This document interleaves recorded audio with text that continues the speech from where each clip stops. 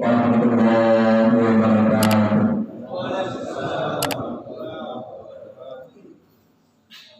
Alhamdulillah, alhamdulillahirabbil alamin.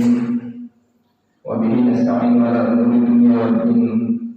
Wassalatu wassalamu ala asyrafil anbiya'i wal mursalin sayyidina wa maulana Muhammad wa ala alihi wa ashabihi ajma'in, amma ba'd.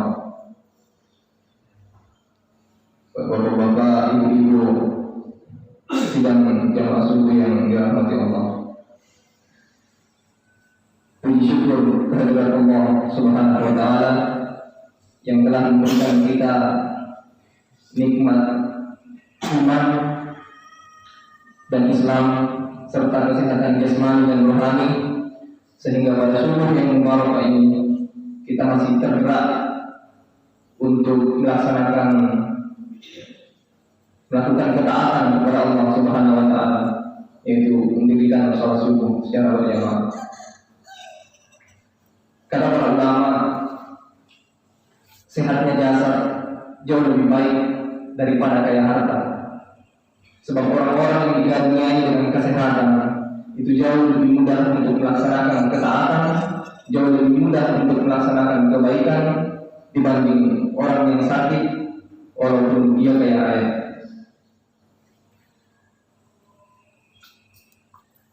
Tapi di antara orang-orang Allah ini memberikan nikmat kehidupan kepada semua makhluk. Kemudian di atas nikmat kehidupan ada nikmat kesehatan. Di antara semua makhluknya tidak semua yang diberikan kesehatan. Dan di antara orang-orang yang diberikan kesehatan tidak semua yang diberikan kenikmatan iman dan Islam untuk melaksanakan ketaatan kepada Allah. Maka bersyukurlah kita terpilih di antara orang-orang yang terpilih. Kemudian salawat dan salam lalu berpula kita kirimkan kepada Nabi Muhammad SAW. Allahumma salli wa sallim ala sayyidina Muhammad wa ala ali Muhammad.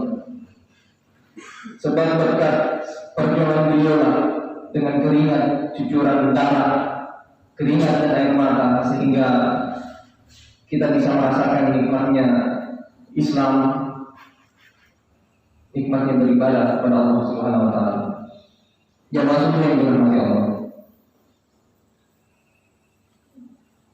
Pada kesempatan yang mubarak ini saya hanya ingin menyampaikan satu kisah hikmah yang bisa menjadi penambah ketakwaan kita kepada Allah Subhanahu wa taala. Jadi kisah ini disebut sebagai kisah pemuda teror. Kisahnya pada zaman tabi'in dulu, di masa tabi'in ada salah seorang pemuda yang merantau. Kemudian dia tiba di satu masjid namanya Masjid At-Taubah. Jadi di masjid itu ada seorang ulama yang mengajarkan ilmu. Ada seorang syekh guru yang tinggal di situ dan mengajarkan Alkitab, mengajarkan kitab-kitab Allah. Kemudian pemuda ini menyampaikan kepada syekh ini, ulama ini, bahwasanya dia ini tinggal di masjid itu. Kemudian syekh ini mengatakan, silakan, tetapi saya tidak punya apa-apa untuk saya berikan kepadamu. Jika kau ingin tinggal di sini, maka kau ikuti kehidupanku, pola hidupku. Apa yang saya makan, itu yang kau makan. Apa yang saya lakukan, itu juga yang kau lakukan. Karena kita terbatas. Kemudian ulama ini pemuda ini menyanggupi. Akhirnya tinggallah dia bersama syekh itu di masjid itu.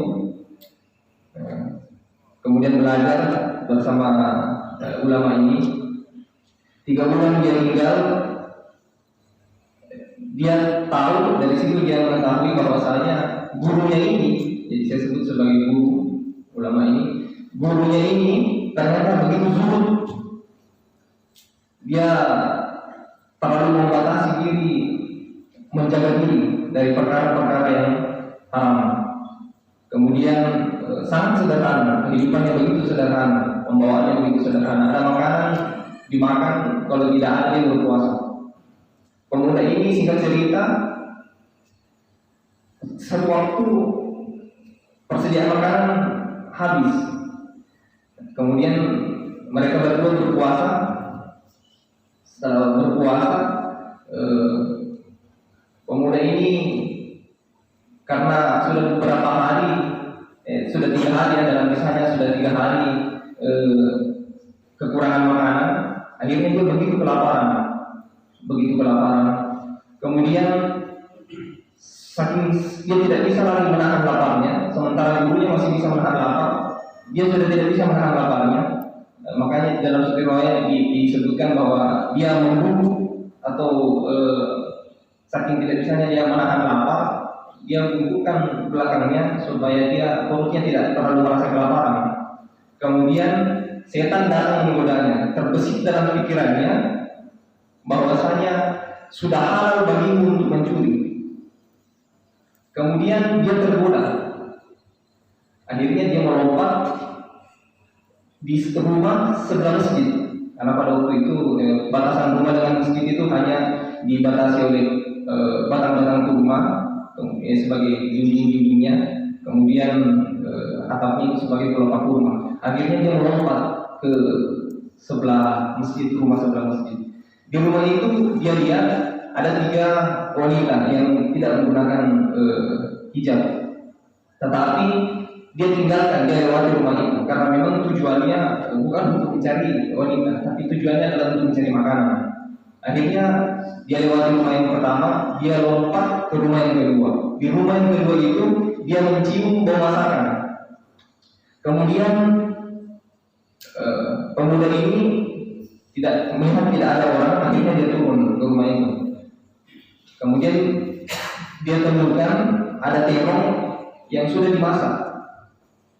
Ada 2, kemudian dia ambil 1, kemudian dia kunyah.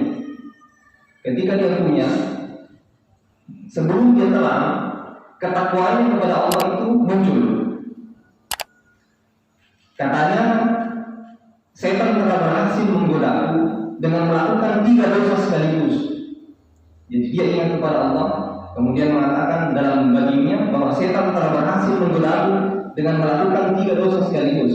Yang pertama, setan menggodaku untuk memasuki rumah orang tanpa izin. Kemudian yang kedua, setan menggodaku untuk mencuri. Dan yang ketiga, setan menggodaku untuk memakan makanan yang haram.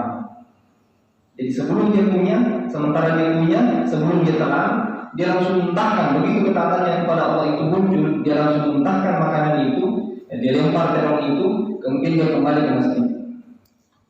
Ketika dia kembali ke masjid, dia kembali mengikuti pengajian sebagaimana biasanya, halaqah bersama dengan gurunya. Tapi saking dia tidak bisa konsentrasi, saking laparnya. Selesai pengajian, datang seorang wanita menghadap kepada gurunya.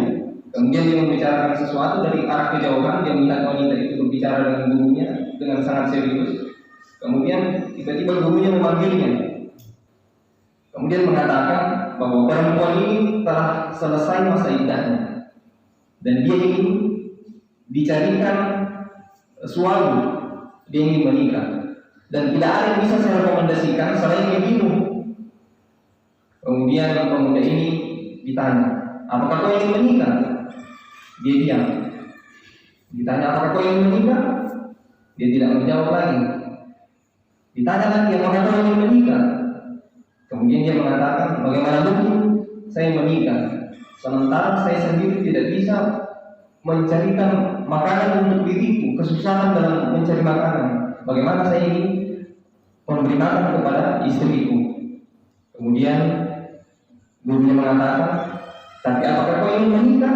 Dia bilang, iya, saya ingin menikah. Akhirnya gurunya mengambil gaji sebagai hartanya, kemudian diberikan kepada pemuda ini, dan itu yang dijadikan sebagai mahar. Kemudian dinikahkan mereka di tempat itu pada saat itu juga. Kemudian setelah itu gurunya mengatakan, pulanglah kamu ke rumahmu bersama dengan istrimu, ikutlah kepada istrimu. Dan kau tidak lagi kau tidak lagi wajib untuk tinggal di rumah ini. Silahkan ikut kepada istrimu. Akhirnya pulanglah dia bersama dengan istrinya dalam keadaan yang bingung. Karena tadi dia sementara kelaparan, sementara sekarang dia sudah menikah. Jadi cepat sekali prosesnya. Kemudian ketika mereka pulang, mereka melewati rumah yang pertama. Kemudian tiba di rumah yang kedua. Di rumah yang kedua istrinya berhenti. Kemudian istrinya membuka pintu dan mengatakan, masuklah. Ini adalah rumahku. Dia kaget karena sebelumnya rumah ini yang dia tempati mencuri. Akhirnya karena istrinya tahu bahwa dia sedang kelaparan, perempuan ini kemudian ke dapur. Tetapi ketika sampai di dapur, dia kaget karena melihat dapur yang berantakan dan ada terong di lantai yang berserakan, bekas masih basah, belum kering. Kemudian kaget, akhirnya dia mengatakan kepada istrinya, perempuan yang sekarang menjadi istrinya, bahwa begini ceritanya. Jadi dia menceritakan kronologisnya, bahwa saya tadi kelaparan, tidak bisa menahan lapar, kemudian masuk ke rumahmu, hendak mencuri, dan saya mengunyah terong itu, belum sempat saya telan, ketaatan saya kepada Allah kemudian datang, dan saya meninggalkan memuntahkan terong itu yang sebelum sempat saya telan, kemudian saya kembali ke masjid. Kemudian perempuan ini memberikan jawaban, kata istrinya, dan jawaban istrinya ini kata para ulama itu seharusnya ditulis dengan tinta emas, karena ini bahasa ketakwaan kepada Allah. Kata perempuan ini, jawaban perempuan ini, demi Allah, wahai suamiku, kau berani meninggalkan perkara yang haram, kemudian Allah menggantinya, memberimu makanan, panci, dapur, rumah, sekaligus pemilik rumahnya. Jadi keberanianmu, ketaatanmu meninggalkan perkara yang haram, Allah ganti dengan memberimu panci, makanannya, pancinya, dapurnya, rumahnya, berikut dengan pemilik rumahnya. Jamaah sekalian yang dirahmati Allah, hikmahnya apa dari kisah ini? Bertakwa kepada Allah. Dalam Quran surah Al-Falaq disebutkan, "Wa man yattaqillaha yaj'al lahu makhraja wa yarzuqhu min haythu la yahtasib wa man yatawakkal 'ala Allah fa huwa hasbuh. Inna Allaha balighu amrihi qad ja'ala Allahu li kulli syai'in qadara." Bahwa barang siapa yang bertakwa kepada Allah, niscaya Allah akan membukakan jalan keluar baginya, dan Dia memberinya rezeki dari arah yang tidak disangka-sangka. Dan barang siapa bertawakal kepada Allah, bertakwa kepada Allah, niscaya Allah akan mencukupkan keperluannya. Sesungguhnya Allah melaksanakan urusannya. Sungguh Allah telah mengadakan ketentuan bagi setiap bagi segala sesuatu, bagi setiap sesuatu. Jemaah yang dirahmati Allah, bertakwa kepada Allah, karena dalam sebuah hadis disebutkan bahwa barang siapa yang meninggalkan perkara yang haram karena Allah, maka Allah akan memberikan ganti yang lebih baik. Dan demikianlah yang diyakini oleh pemuda tadi.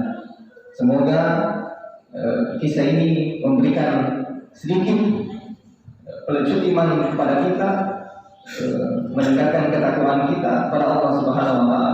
Bahwasanya jangan bergantung kepada makhluk. Kata Ali bin Abi Thalib, aku telah kata Ali bin Abi Thalib bahwa aku telah apa yang disampaikan tadi, bahwasanya aku telah bahasanya saya menggunakan bahasanya.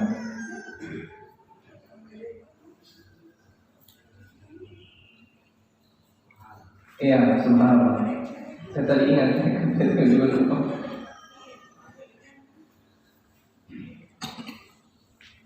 Kata Ali bin Abi Thalib, aku